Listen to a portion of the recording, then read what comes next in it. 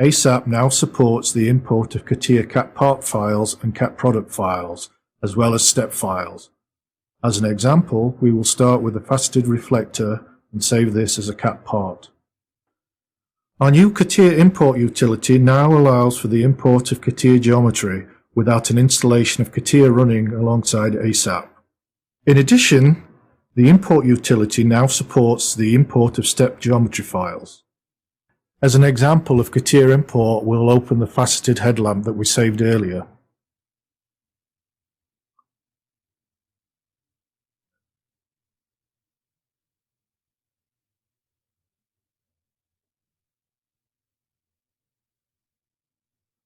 So now we have the geometry imported from the original CAT file.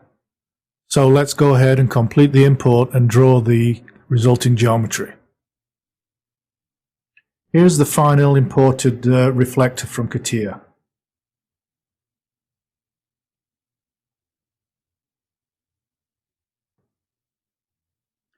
Now let's take a look at importing a step geometry file. On the menu we now have a new file type called step.